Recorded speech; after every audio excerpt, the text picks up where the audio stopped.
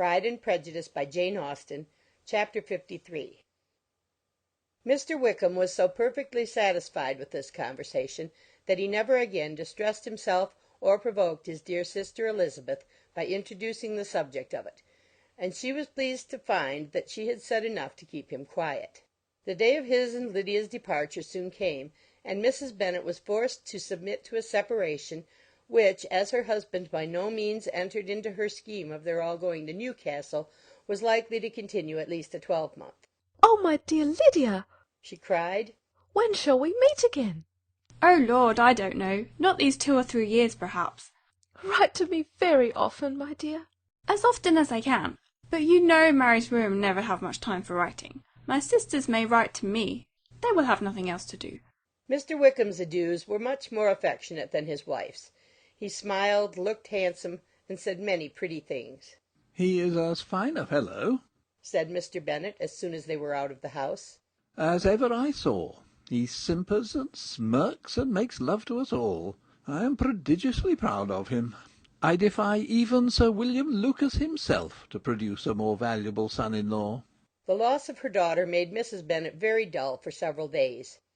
"I often think," said she, "that there is nothing so bad as parting with one's friends. One seems so forlorn without them." "This is the consequence, you see, madam, of marrying a daughter," said Elizabeth. "It must make you better satisfied that your other 4 are single." "It is no such thing. Lydia does not leave me because she is married, but only because her husband's regiment happens to be so far off. If that had been nearer, she would not have gone so soon." But the spiritless condition which this event threw her into was shortly relieved, and her mind opened again to the agitation of hope, by an article of news which then began to be in circulation. The housekeeper at Netherfield had received orders to prepare for the arrival of her master, who was coming down in a day or two to shoot there for several weeks. Mrs. Bennet was quite in the fidgets. She looked at Jane and smiled and shook her head by turns. "Well, well, and so Mr. Bingley is coming down, sister?" For Mrs. Phillips first brought her the news. "Well, so much the better. Not that I care about it, though. He is nothing to us, you know, and I am sure I never want to see him again. But, however, he is very welcome to come to Netherfield, if he likes it. And who knows what may happen? But that is nothing to us. You know, sister, we agreed long ago never to mention a word about it. And so, is it quite certain he's coming?" "You may depend on it," replied the other. "for Mrs. Nichols was in Meryton last night. I saw her passing by, and went out myself on purpose to know the truth of it, and she told me that it was certain true. He comes down on Thursday at the latest, very likely on Wednesday. She was going to the butcher's, she told me, on purpose to order in some meat on Wednesday, and she has got 3 couple of ducks just fit to be killed." Miss Bennet had not been able to hear of his coming without changing colour.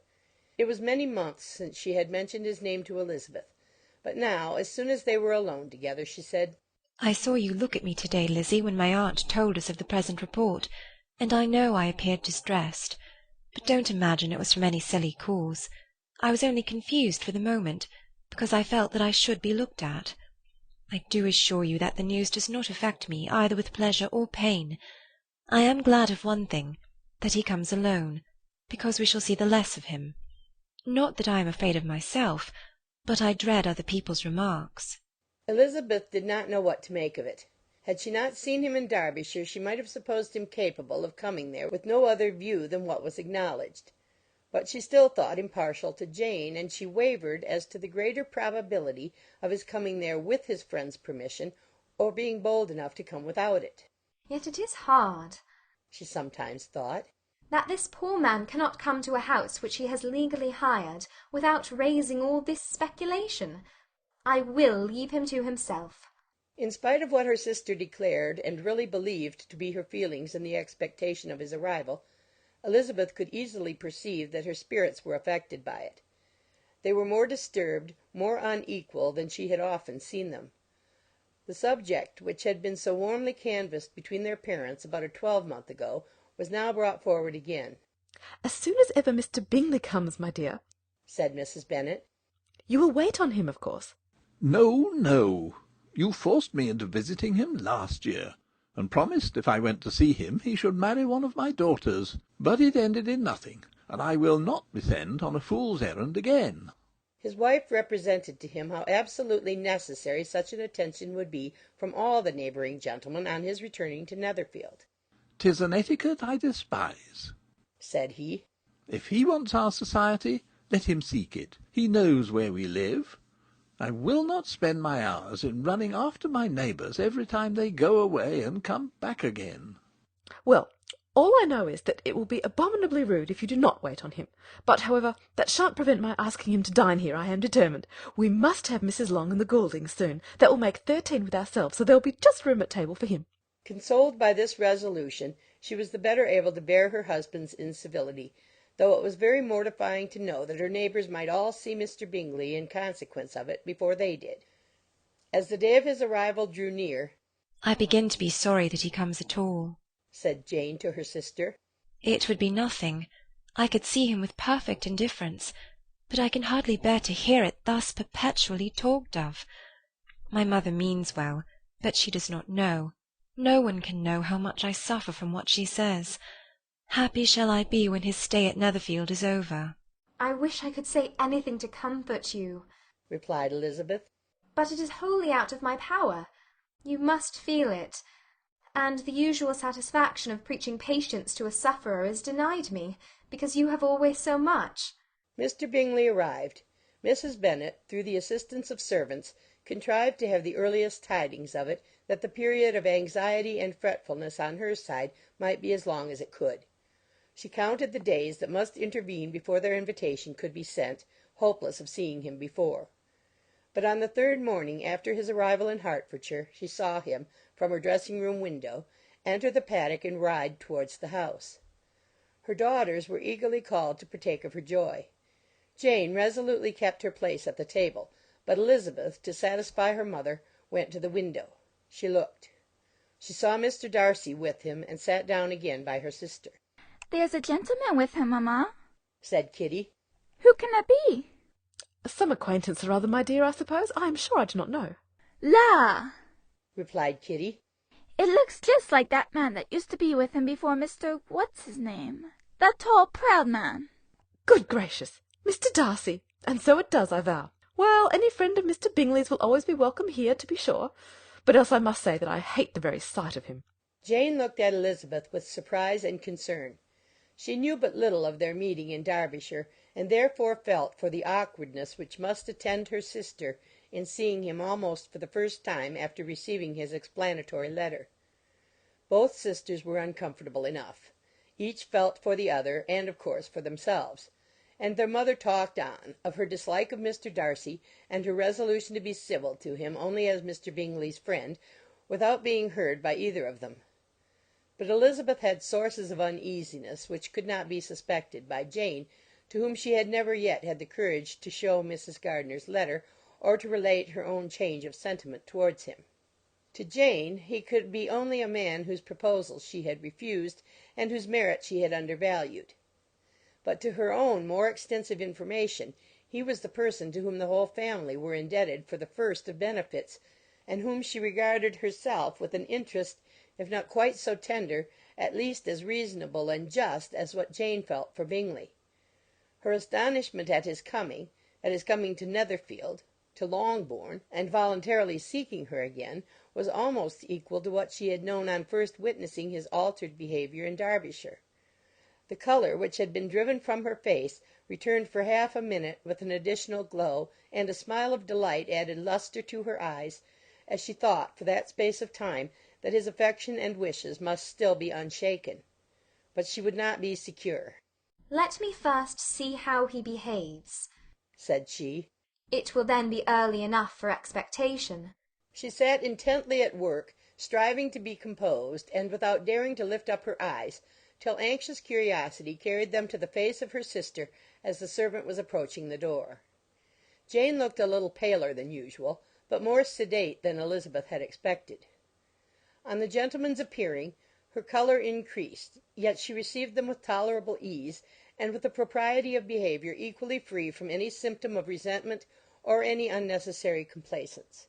Elizabeth said as little to either as civility would allow, and sat down again to her work with an eagerness which it did not often command.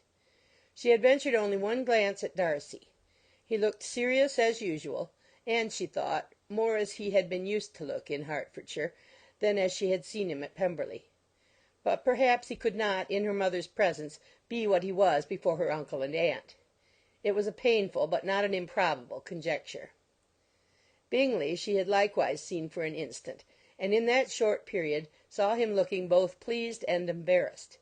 He was received by Mrs. Bennet with a degree of civility which made her two daughters ashamed, especially when contrasted with the cold and ceremonious politeness of her curtsy and address to his friend.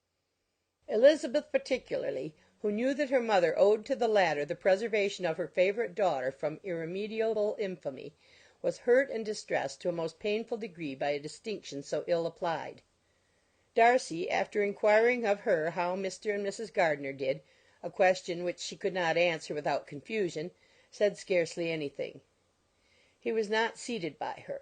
Perhaps that was the reason of his silence. But it had not been so in Derbyshire.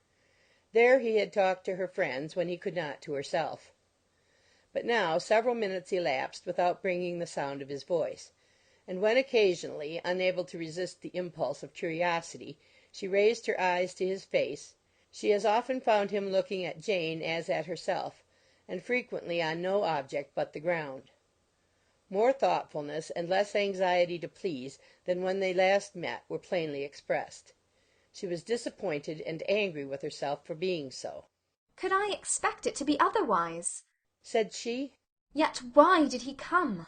She was in no humour for conversation with any one but himself, and to him she had hardly courage to speak. She inquired after his sister, but could do no more. "It is a long time, Mr. Bingley, since you went away," said Mrs. Bennet. He readily agreed to it. "I began to be afraid you would never come back again. People did say you meant to quit the place entirely at Michaelmas, but, however, I hope it is not true. A great many changes have happened in the neighbourhood since you went away. Miss Lucas is married and settled, and one of my own daughters. I suppose you have heard of it. Indeed, you must have seen it in the papers. It was in the Times and the Courier, I know, though it was not put in as it ought to be. It was only said, 'Lately, George Wickham, Esquire, to Miss Lydia Bennet,' without there being a syllable said of her father or the place where she lived, or anything. It was my brother Gardiner's drawing up, too, and I wonder how he came to make such an awkward business of it. Did you see it?" Bingley replied that he did, and made his congratulations. Elizabeth dared not lift up her eyes. How Mr. Darcy looked, therefore, she could not tell. "It is a delightful thing, to be sure, to have a daughter well married," continued her mother. "but at the same time, Mr. Bingley, it is very hard to have her taken such away from me. They are gone down to Newcastle, a place quite northward, it seems, and there they are to stay, I do not know how long. His regiment is there, for I suppose you have heard of his leaving the shire, and of his being gone into the regulars. Thank heaven he has some friends, though perhaps not so many as he deserves." Elizabeth, who knew this to be levelled at Mr. Darcy, was in such misery of shame that she could hardly keep her seat. It drew from her, however, the exertion of speaking, which nothing else had so effectually done before, and she asked Bingley whether he meant to make any stay in the country at present. A few weeks, he believed. "When you have killed all your own birds, Mr. Bingley," said her mother, "I beg you will come here and shoot as many as you please on Mr. Bennet's manor. I'm sure he'll be vastly happy to oblige you, and will save all the best of the coveys for you." Elizabeth's misery increased at such unnecessary, such officious attention.